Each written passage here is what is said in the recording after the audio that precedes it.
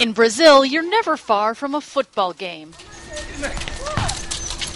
But in the Santa Marta shantytown in Rio de Janeiro, it's not a level playing field. Just downhill, a cinder block wall is going up around the entire community. Officials call it an eco-barrier to prevent favelas from expanding even further into the lush tropical forest that surrounds them. Locals call it segregation. We don't have the right to have our opinion heard, says Francisco, a resident of Santa Marta. The government has the power. We visited the favela for a first-hand look.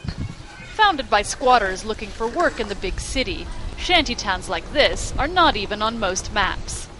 A full 20% of the population of Rio lives in favelas. There are 1,000 of them spread out around the city. And many of them, like Santa Marta, cling to the hillsides with extremely difficult access. You can only get here by climbing steep staircases, or in this case, they've built a funicular which helps people get up here, and it also integrates the favela into the rest of the city. Francisco says residents here were opposed to the wall from the beginning. People felt imprisoned, he says, like they were setting borders and limiting when we could come and go. Many people here see the latest plan as an attempt to build a barrier between crime-ridden slums and beachside condos. This is the same favela Michael Jackson chose in 1996 to shoot his video, They Don't Care About Us. But there is some support for the wall. Giselle has been living here for 34 years and has seen the population more than double to 7,000. People are happy because it's going to protect the Atlantic forest, he says. Protecting the environment is important.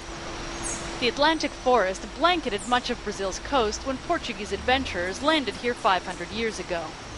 According to experts, the humid rainforest was home to more plant and animal species than the Amazon.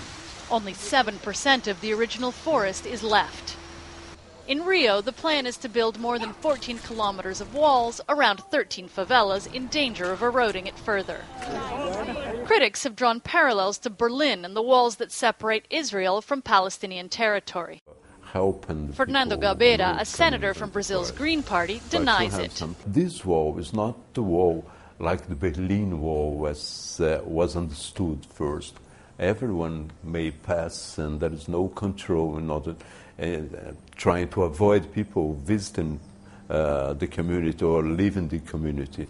But he says he would have preferred satellite tracking to an actual wall. It's a difference between soft power and hard power. Something the residents of Santa Marta can surely appreciate. Shasta Darlington, CNN, Rio de Janeiro.